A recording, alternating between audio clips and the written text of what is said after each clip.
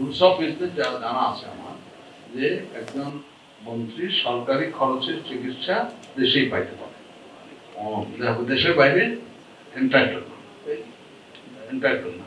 এখন আইনের প্রয়োগ ঠিক মতো হলেই হলো, এটা ঠিক কথা। আমি এই কথাটা আগে বলেছি বলে আজকে বলতেছি, এই কথাটা অতীতে বলেছি আমি, সেই জন্য আজকে বলতেছি যে যে দেশের প্রেসিডেন্ট চেক আপ করতে শুধু বাইরে যায় না, ওইটা আবার পাবলিক অ্যানাউন্সমেন্ট করে দেয়, তাহলে এটা কিন্তু আমি পাবলিক আগে বলেছি। শুধু এই ব্যাপারে আপনারা কথাটা তুলবেন।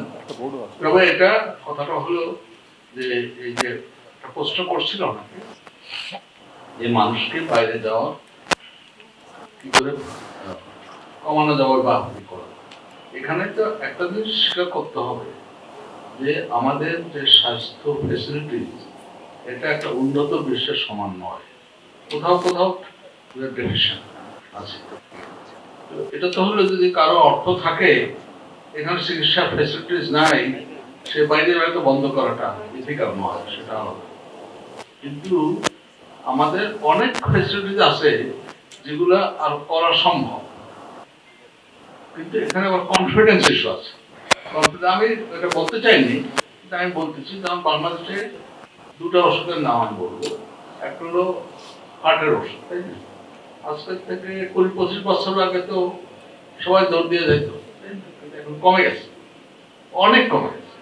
কারণ এখন আমি এটা বলতে পারি যে ইব্রাহিম কার্ডে জড়িত আছে আমি, ওখানে কিন্তু আমেরিকার থেকেও লোক আসে চিকিৎসা করে, চিকিৎসার জন্য আসছে, কারণ এখানে সস্তা পড়ে, কম খরচ পড়ে। তাহলে মানে ক্যাপাসিটি বাড়তে হবে এবং কনফিডেন্স ক্রিয়েট করতে হবে। যেমন ডায়াবেটিস একটা এপিডেমিক, তাই না? তো এখন মানুষ তো হাসি দিতেও বাইরে যায় অনেকে, কিন্তু অ্যাজ এ হোল ডায়াবেটিস চিকিৎসা করতে বাইরে যায় না, অ্যাজ এ হোল। বরং নেপাল ইন্ডিয়ার থেকে তো আসে। এসব ফেসিলিটিস থাকতে হবে, কনফিডেন্স ক্রিয়েট করা হবে। আমাদের রিকমেন্ডেশনে যে এই টিচিং ইনস্টিটিউটে ফুল টাইম লোক হবে, ঠিক, এটা একটা কি বলে ওয়াটারশেড হয়ে যাবে।